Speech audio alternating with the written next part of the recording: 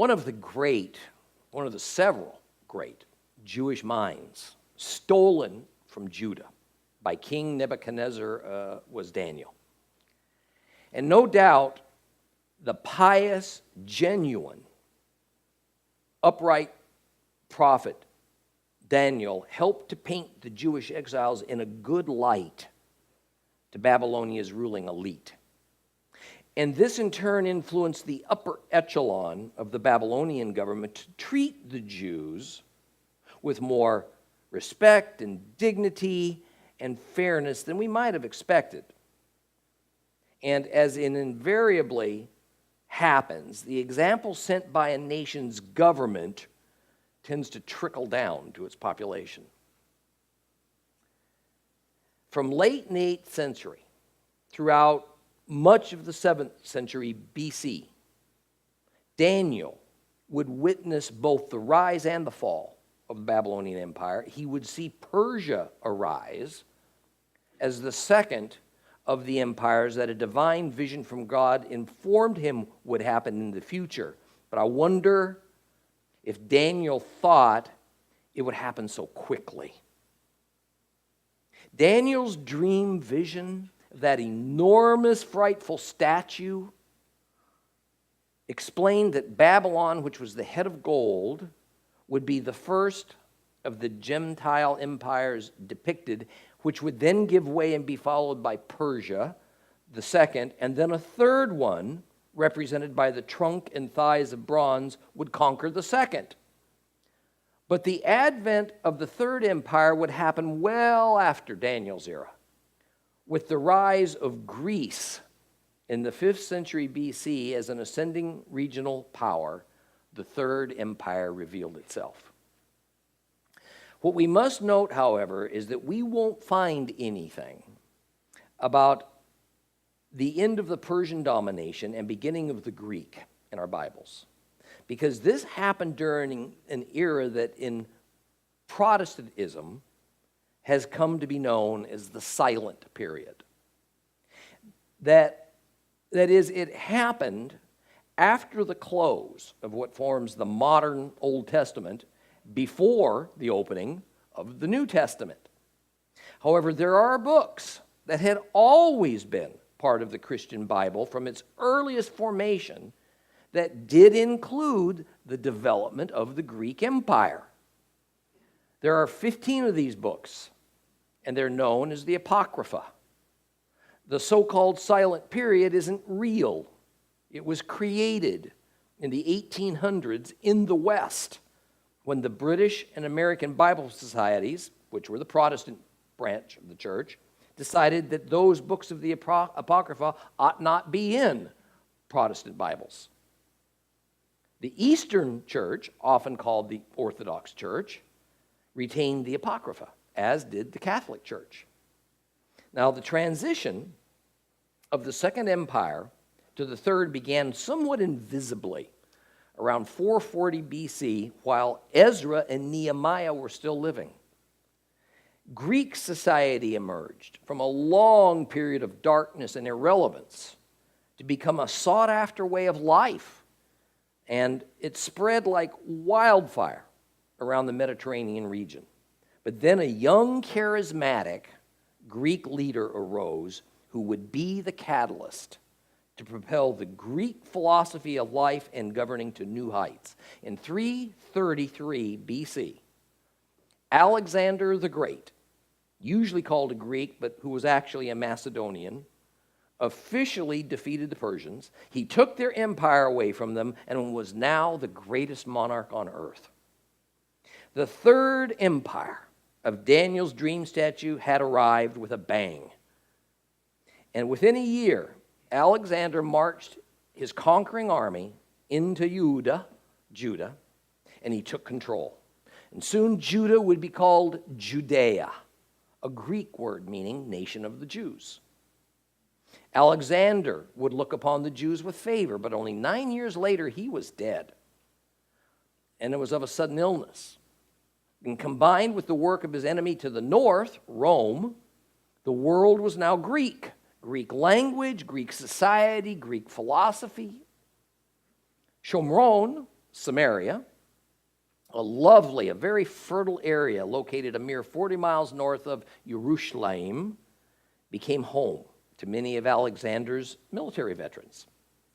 Samaria, at one time almost 4 centuries earlier, it was the capital of Ephraim, Israel, but now it had become transformed into a Greek city that worshiped Zeus as its patron god. But there was a problem, you see, because now it was rubbing shoulders with the preeminent center of traditional Judaism, Jerusalem. And the two cultures hated one another. Well, upon Alexander's death, his enormous empire was divided up and it was distributed among 4 of his most trusted generals. And of concern to our study is that the region of Syria went to General Seleucus. Egypt went to General Ptolemy. The land of Judah, as well as the former territory of Ephraim, Israel, now generally in this time called Samaria, that lie between Syria and Egypt, well, at first it was not specifically assigned to a general. So initially there was this tug of war, this political tug of war over who was going to control it. Well, it first fell to Seleucus, but within 20 years it went to Ptolemy, who was the governor of Egypt and whose dynasty governed Judah for almost 100 years. The Jews coexisted rather peacefully with Egypt during that time. In fact, many vibrant Jewish communities were established in the glorious Egyptian city of Alexandria, named after Alexander the Great, establishing Alexandria as the 3rd center of Judaism in the world, the other 2 being Babylon and Jerusalem. And therefore Alexandria became a clear rival to Jerusalem and the religious authorities of Judaism who resided there, and they felt entitled to control the Jewish religion from Jerusalem. Well, around 250 BC, an event of immeasurable impact upon Western civilization took place. The Hebrew Bible, the Tanakh, was translated into the everyday language of the people of the Greco-Roman Empire, Greek. There were a few Greek dialects in use at that time, but the one the Hebrew Bible was translated into, at least it's the one that the oldest manuscripts that have been found use this dialect, was called Koine Greek, common spoken Greek. This was the everyday language that just the common folks spoke, as opposed to the academic or the poetic Greek dialects used by scholars and the great Greek writers. The enormous and delicate task of translation was undertaken in Alexandria, Egypt, where there was a large Jewish population. And it was set into motion by Philadelphus, the governor, the Greek governor of Egypt. He was the second to rule in the Ptolemaic dynasty. Now, the story of how this endeavor occurred is contained in the letter of Aristeas of Alexandria. And when Governor Philadelphus was bragging one day that he had collected every worthwhile work of literature in existence for his library, his librarian informed him, well, there is one significant work that he didn't have. That work was the Hebrew Bible. And the high priest of Jerusalem was asked for copies of the Torah, of the prophets, of the writings which formed the Tanakh, the Hebrew Bible, written entirely in Hebrew and in its Aramaic offshoot, and to assemble some learned men who could help to translate it. So the high priest sent 72 trusted Jewish scribes along with the Tanakh scrolls down to Alexandria, Egypt. The 72 men were composed, according to legend, of 6 men from each of the 12 tribes of Israel. Now, this, of course, is just a pleasant fiction. In reality, these 72 only symbolically represented the 12 tribes, as only the members of the tribe of Judah, the Jews, were actually still an identifiable Israelite tribe. Now, this is although that the Levites maintained their own separate identities. In some cases, so did the Benjamites. But the world still lumped them all together in one category, Jews. So accordingly, the name given to this Greek translation of the Bible was given in honor of those men who accomplished it. Thus, they called it the Septuagint, a Greek word meaning the 70. Often, for the sake of brevity, we'll see the Roman numerals, LXX, which is the Greek number for 70, or Latin number as well, used to signify the Septuagint. Now, the Tanakh, due to the unique Hebrew language used in writing it, was previously known only to the esoteric Jewish culture. The thing that we must be aware of when studying the Bible is that it is a Hebrew document, arising out of a Hebrew culture with all of its writings attributed to the inspiration of the Hebrew God. All language is based on the culture it represents.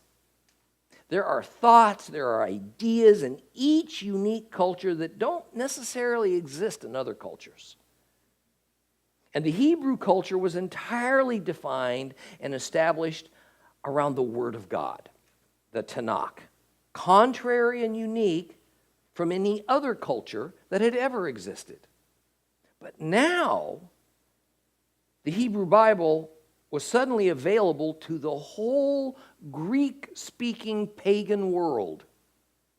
While this would in time be a welcome aid to those dispersed Jews who could read Greek, but who could no longer read Hebrew, and then later on, for Gentile Christians throughout the Greek-speaking Roman Empire, a carefully guarded door was now thrown wide open, and it proved to be a point of entry for pagan foreign influence upon Judaism. Some of it innocent error, some of it based on Hellenistic, that is Greek, philosophical, cultural agenda.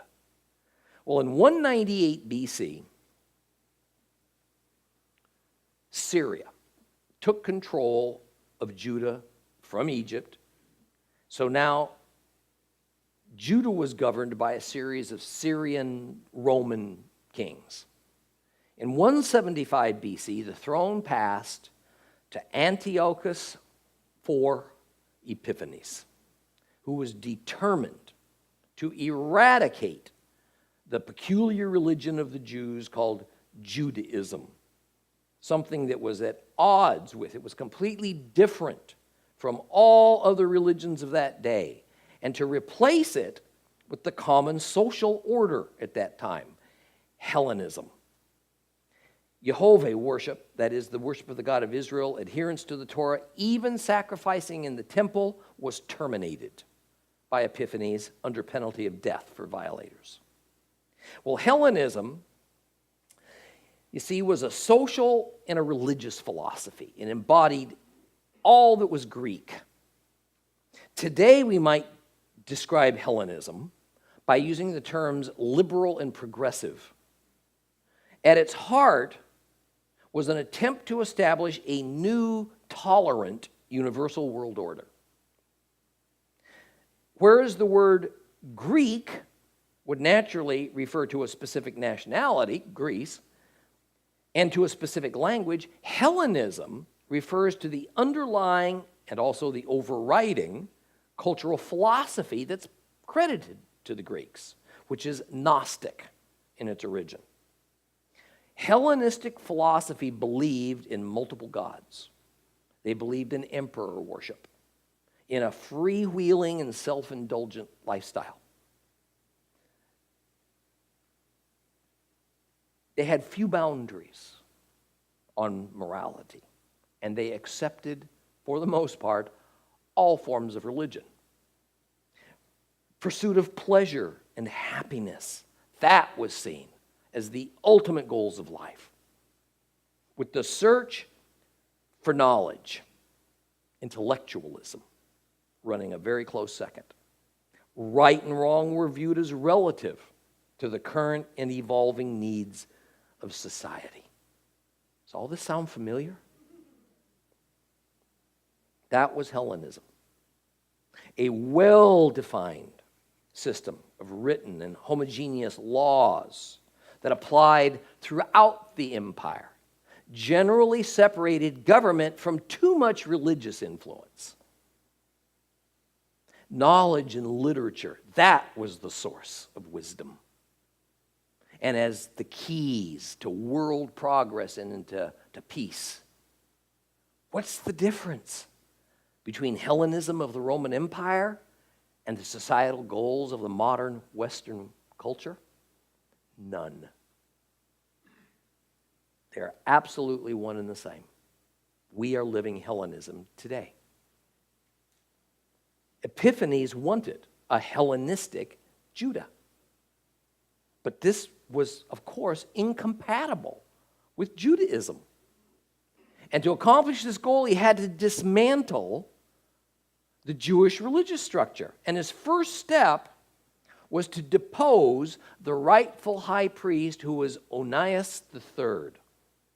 Now, in 173 BC, this descendant of the house of Zadok of the tribe of Levi, Onias, the hereditary line of high priests, by the way, it's where he was from, so he was completely legitimate. He was removed. And he was removed and replaced with a man who was not of the required lineage. With Epiphanes' hand-picked lackey now in place, the corrupted high priesthood of the Jews became more than cooperative. The priesthood had become an office that could quite literally be bought and sold. Until Epiphanes' time, civil and religious power over the Jews was in the hands of the priesthood. But then Syrian officials took control of the civil matters, including taxation. Tithes and revenues of the temple were taxed. The common peasants, who made up the bulk of the population, paid 1/3 of their field crops, half of their tree harvest as taxes. About 170 BC, a new high priest was named, Joshua, who preferred to go by his Greek name of Jason, was completely sold out to modern Hellenistic views. But he didn't want to see Judaism die. He believed, with some compromise, the two could be compatible. Now note that more and more, this has become the viewpoint of the institutional church. In fact, this mindset of compromise with the secular world is the basis of the interfaith movement that seeks to dissolve all lines between all faiths, thereby making any kind of religious experience out to be a good and worthy one. Now, of course, just as the world is now actively moving towards a one-world government, much of the church in lockstep is moving towards a one-world religion, even if it's not recognized. At any rate, Jason's desire to retain some semblance of Judaism did not sit particularly well with the cruel and pragmatic Epiphanes, so Jason was now replaced by the highest bidder. Menelaus was the proud new owner of the high priest position, the pontificate, as it was called by the Romans. And it was he who fully instituted Epiphanes' official policies designed to eradicate all trappings of Judaism. Imagine the Jewish high priest now bent on the destruction of the Jewish religion. Well, many ordinary Jews had by now thoroughly adopted the Hellenistic lifestyle. Greek symbols, Greek gods, even a Greek school called a gymnasium had been built in the holy city of Jerusalem. Greek cities arose all throughout Judah and Samaria and the Galilee. Jewish businessmen, the wealthy, civic leaders, Others who had something to gain by a good relationship with their Syrian governors welcomed the change. Others, the common peasants, their tribal elders, the Levite priests, were not only appalled and disgusted with this turn of events, they were terrified. They were afraid that if they accepted the Syrian governor's order to worship pagan Greek gods, Jehovah would once again punish them with destruction and forced exile for this idolatry. They remembered. They saw no avenue other than to resist. The Jewish faithful rioted in the streets of Jerusalem. Judaism was in a shambles. The temple was plundered for its jewels, for its precious metals by the illegitimate high priests. Religious prostitution replaced the now outlawed Levitical altar sacrifices. The temple itself was rededicated to the Greek god Zeus. And Jews were commanded on pain of death to partake in heathen Greek worship practices. Well, it's 167 BC. About 20 miles outside the walls of Jerusalem, Mattathias, the elderly patriarch of a family of Levite priests, enlisted the help of his 5 sons to kill a Jew that he observed was about to obey the government edict to sacrifice to Zeus. This instruction had been instituted by King Antiochus Epiphanes, who, trying to eradicate Judaism, had also forbidden circumcision. And by the way, you do know this is outlawed in a few countries in Europe now, as well as observing the Shabbat. And kosher eating was also forbidden. In a heretofore unrivaled desecration of the Holy Temple, Epiphanes sacrificed a pig to the god Zeus on the holy altar. He had the pig boiled, and he had the broth poured all over the Torah scrolls. The man whom Mattathias killed was about to become the first of many Jews to comply with this order to sacrifice to the pagan gods. Mattathias followed up this murder with the killing of a Syrian army officer and some of his troops who were assigned to enforce the order for the Jews to sacrifice to the Greek gods. Now, of course, a pig was an unclean animal to the Jews. It was representative of the pagan Gentile world and everything that was unholy. Jews could not raise pigs. They certainly couldn't eat pigs. And where possible, they avoided even touching pigs. Pigs were specifically outlawed by the Torah as sources of food or sacrifice. Therefore, the magnitude of the offense of sacrificing pigs on the holy altar under any circumstance is pretty difficult to overstate. That the high priesthood endorsed it, that was an abomination of the highest order, is the best indication of just how debased the Jewish religious leadership of that time had become.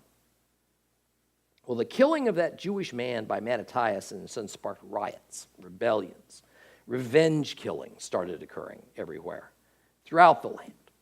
Hebrews, at this time in history, the title Hebrew generally identified those Jews who stayed loyal to traditional Judaism.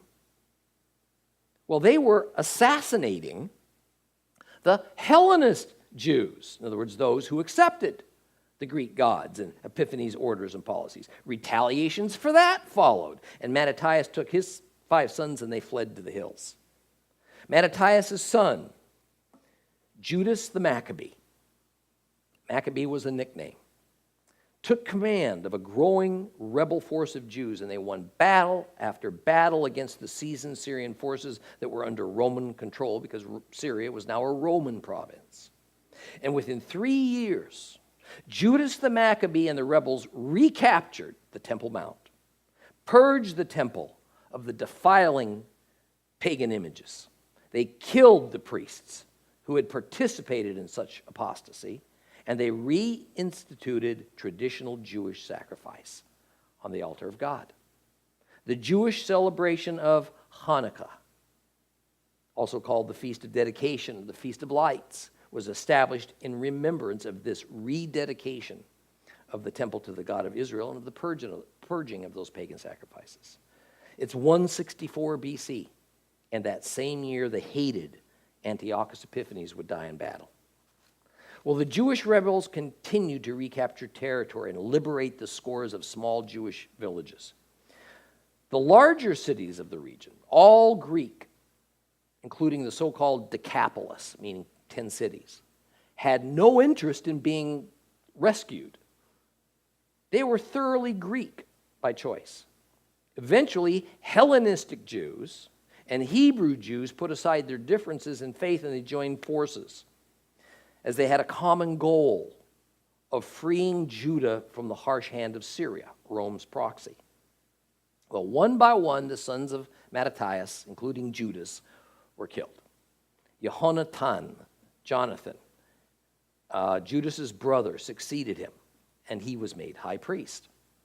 And by that time, the appetite for rebellion was diminished as was the size of the rebel army. They retreated to the east side of the Yarden, the Jordan River, to regroup. Jonathan now was killed by assassins, and the rebellion continued. And 10 years later in Syria, another king, and a long line of short-lived kings, was crowned.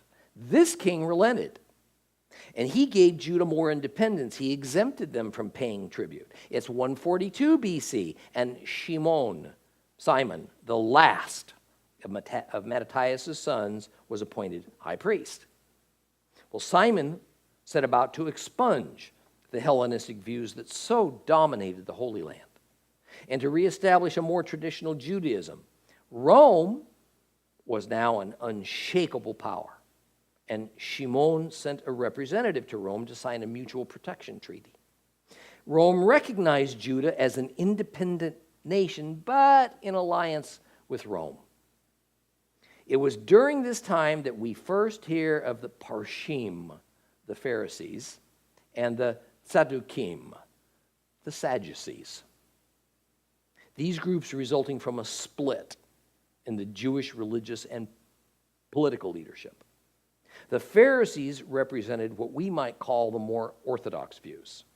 The Sadducees, the more conservative. Now, Simon, the high priest, and 2 of his 3 sons, well, they were assassinated in an ambush by his power-hungry son-in-law.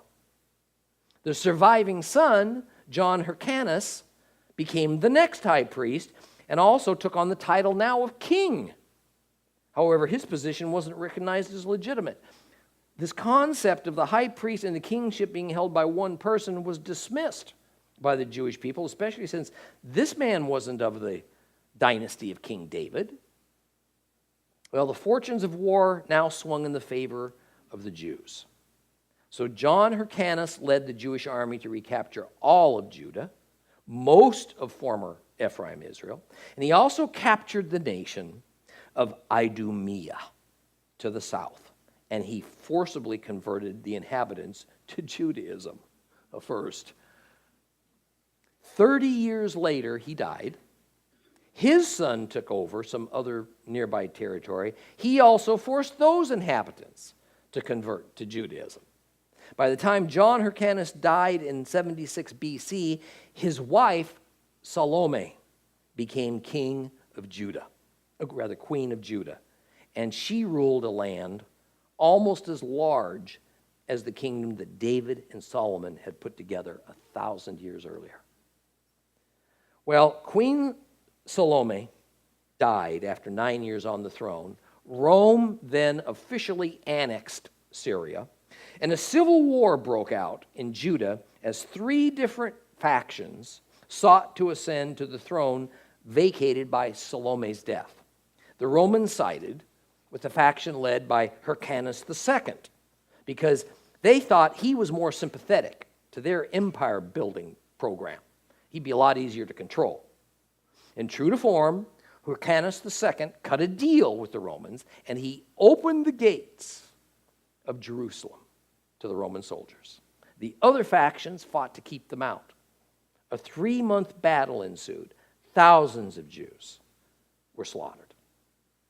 In 63 BC, Judah became an official Roman province. Rome took all rights to self-rule and kingship away from Judah. Never mind that the kings and queens of Judah over that past few years were illegitimate anyway. Never again would the Jews bow down to an Israelite king. The region of Samaria was now separated from Judah, as was the Galilee. Once again, the promised land was divided up, this time into 3 Roman governing districts. Judea to the south, Galilee to the north, Samaria sandwiched in between the two. Soon, a 4th district would be added to the east of the Jordan River on a former Israelite territory. They would call it Perea.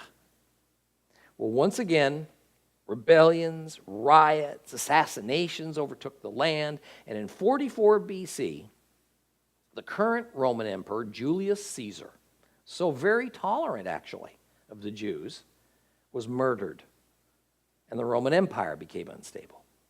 At this point in time, it's estimated that somewhere between 6 and 8 million Jews were living in relative peace in Jewish colonies scattered throughout the Roman Empire that began now at the Atlantic coast of Europe, and it stretched all the way to modern-day Iran. 2 years after Julius Caesar's death, the Parthians invaded Roman-controlled Syria. Parthia is located in what today is roughly northeastern Iran. And, of course, they were Persian by ethnicity. Thousands of Jews joined with the Parthians in hopes that if they helped them take Syria, the alliance would next set their sights on liberating Judah away from the Romans. Well, during this time, a very ambitious young man, only 25 years old, named Herod, was appointed the governor of Galilee by the Roman Senate, and his brother was appointed governor of Jerusalem. Very quickly now, this young Herod ingratiated himself to Mark Antony in Rome. The Roman Senate, who was greatly impressed with Herod's loyalty to Rome, elevated his status to king of Judea. The Jews never accepted him as a king. Herod was an Idumean. He was a descendant of Esau. He was not an Israelite. Idumea was a country to the south of Judah that had been conquered by the Maccabees several years earlier. Herod's father had converted to Judaism, which would technically have made Herod a Jew. Now, Herod was detested by the Jews. His deeds of cruelty are the stuff of legends. It was even necessary for him to surround himself with foreign mercenaries as palace guards, because otherwise he surely would have been killed in short order by the Jewish people that were near to him. Now, the Parthians, as hoped, marched alongside their Jewish comrades into Judah, but not surprisingly, Rome responded very forcefully. And at Herod's request, Mark Antony set a Roman legion towards Judah with Herod at the helm. In no time, the Jewish rebels and their Parthian allies were subdued, and the land, except for Jerusalem, was back firmly in Rome's and, of course, Herod's hands. Herod then set his sights on Jerusalem, and he led the Roman army in a siege of the holy city. The rebel Jews resisted. The carnage was terrible. After taking Jerusalem, Herod convinced Mark Antony that his own personal guard of foreign mercenaries could hold the city. He didn't need any help from the Roman foreign legion. So, leaving just a handful of Roman soldiers behind, the Roman army marched back to Rome. It was a pretty clever move, because now there was no one left to check Herod's ambitions and his bloodlust. We're now at a point only about 30 years before Christ was born. Well, Herod's infamous paranoia, complete lack of conscience, was not manifested exclusively on his Jewish subjects. He even killed several of his own family members, aunts, uncles, cousins, wives, some of his own children, whenever he felt angry or threatened. Yet in some perverse psychology, he thought of himself as a good Jew. And he held himself up as a fellow Judean. He even upgraded the temple to become more grand than Shlomo's, than Solomon's, to show his dedication to his Jewish heritage. This seems to have ingratiated him to the Jewish religious leadership of that time, including the Sanhedrin and the high priesthood. Herod was careful not to defile the temple. He didn't want to interfere with the outward functioning of the priests, most of whom were completely corrupted. In fact, the second temple is called by his name to this day, Herod's Temple. The upgrading was so thorough, so magnificent, that some biblical scholars refer to Herod's temple as the third temple, a designation which can be pretty confusing.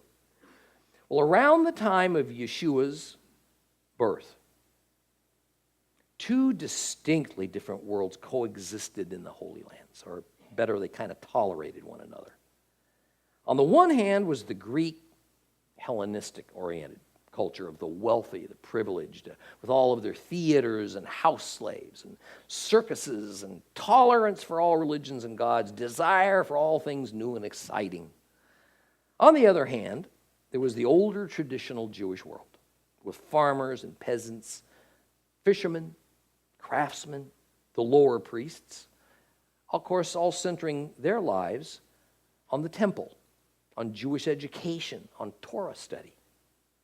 Greek was the language of the privileged and the educated, as well as the huge non-Jewish population at large. Greek was also the language of perhaps the bulk of the Jewish population that lived scattered throughout the Roman Empire.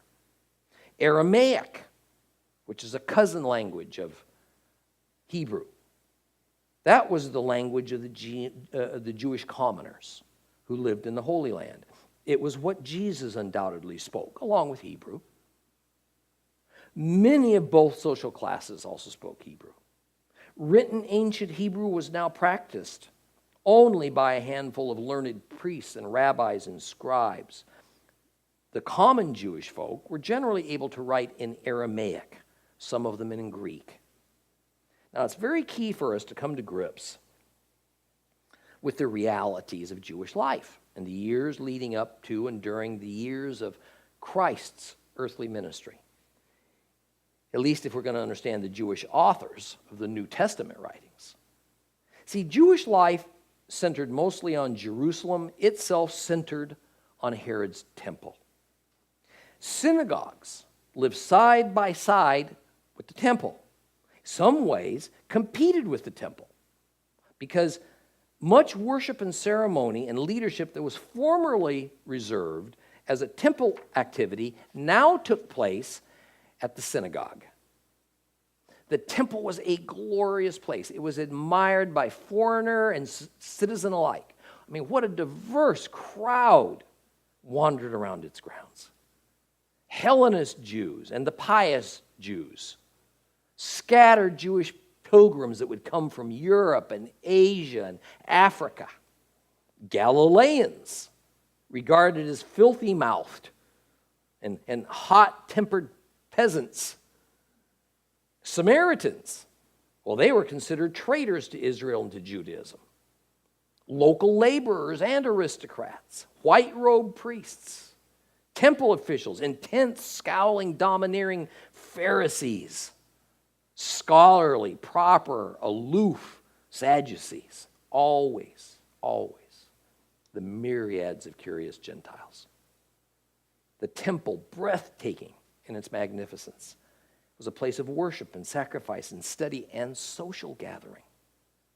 It faced eastward. It was made of white, variegated marble. It rose some 150 feet from its base. It was decorated with pure gold. And the Jewish Roman historian Josephus described its appearance from afar as that of a snow-capped mountain. And since the days of their exile in Babylon, study and knowledge of the law, the Torah, that had become the preeminent activity of the pious Jews. The large court that sat just outside the temple was a place where commoners could go to hear the smaller Sanhedrin, the lower religious court, answer doctrinal questions if they felt the inquiries were deserving of their valuable time. In the outermost temple court, where the Gentiles could gather, in fact, it was called the Court of the Gentiles, sat the ancient equivalent of Thomas Cook foreign exchange booths. For a commission, much of which was given to the high priest as rent for the space, the money changers would exchange temple currency, in other words, coins that were minted by the temple staff, for any other kind. Generally speaking, only animals purchased at the temple were considered suitable for sacrifice, kind of another convenient way for the high priest to make a little more profit. And these could only be purchased with coins that had been minted by the temple. Pretty good racket he had going on here. Well, the wealthy and the learned, they kind of strolled through the streets of Jerusalem, looking down their noses at these masses of dirty, ignorant peasants. It seemed, to their cultured view, as little better than beasts of burden and even a bother at that. Now, the noisy beggars, some disfigured by disease, others who were intentionally made lame in childhood by their families so they could attract more pity, hopefully, therefore, more charity, they lay wherever they could find a spot to hold out those shriveled hands for alms. The growing disparity now between the rich and the poor created this exploding population of beggars, and it led to a very peculiar method of civil control over them by the authorities. Beggars in Christ's day were required to be licensed. Laziness, you see, wasn't tolerated. So they first had to prove that their disability was real and it was severe enough to warrant begging. Well, if they were approved, they were given a special cloak of a certain design and color that was the visible proof of government authorization to publicly beg. Those without that identifying cloak were arrested and they were removed from the city. Losing one's cloak to a thief or to another beggar or by accident was tantamount to losing one's only source of livelihood. Proud rabbis, though, they would pass through the holy city, walking the streets with their flocks of disciples close behind like a bunch of little ducklings. They ignored, of course, those beggars' cries for coins. The priests of high office, along with their courts, would strut unimpeded because the crowds would just part like the Red Sea to let them by. And neither priests nor rabbis were particularly interested in such mundane matters as charity for the poverty-stricken or the disabled. Now, it was the rabbis who dominated the synagogues. Their status had become so elevated that their words could and did begin to replace God's words. It was said of them that had a rabbi declared day, night, and night, day, it was so. I've spent some time studying the Talmud and the Mishnah, ancient rabbinical commentary in Jewish law. I can tell you, from personally reading it, several of the rabbis fancied themselves as having direct conversation with God. In fact, there is more than one Talmudic tractate that literally describes God coming to the rabbis to beseech them for their wise advice. They were revered and they were protected at all costs. This was tradition at its worst, and that is what Judaism had become. Yeshua would openly and loudly criticized these man-made traditions that now formed the basis for Judaism, and it had much to do with those religious authorities wanting to kill him. Well, Jerusalem was now about a 300-acre walled city. The inhabitants living inside the city walls numbered about 250,000. Many local residents lived outside its walls, outnumbering by far those who lived within. And there were several suburbs just a donkey ride away. They came into the city only for temple activities and to buy and trade at the myriad of open market tables. One could buy almost anything from anywhere in Jerusalem. Goods from India, Italy, Greece, Europe, even China. Luxury items were enormously expensive, but everyday items were pretty reasonable. Corn, fruit, wine, olives, and oil, quite cheap actually. Unlike in the outlying smaller villages, the markets in Jerusalem were open all day, every day. Now, on the surface, in Christ's time, Jerusalem was the London of its day. It was international, it was diverse, it was tolerant, it was prosperous, it was the center of learning. But below that surface, the common peasant Jews were deeply offended. They were felt oppressed. They were barely able to hide their disdain for this corrupt, illegitimate priesthood, these unclean heathens that wandered around their streets and controlled their lives, defiled everything they touched. There were many synagogues in and then all around Jerusalem because by now the Jews had broken up into many different sects, although there were 4 that are the best documented. We don't need a vivid imagination to grasp the concept of Judaism being comprised of many sects, each dedicated to its own synagogue. Because it was then with Judaism as exactly it is today with Christianity, only we just use different terms. The modern church system is modeled after the Jewish synagogue system, with common prayers and music and preaching and Bible reading and order of service. The modern Christian would say, well, we're just various denominations. At current count, something around 3,000 of them. And we attend different churches. In reality, however, we're just a body divided by socioeconomic status, race, manner of dress, dedication to certain time-honored traditions, and more often than not, the most minute differences in detail of scriptural representations.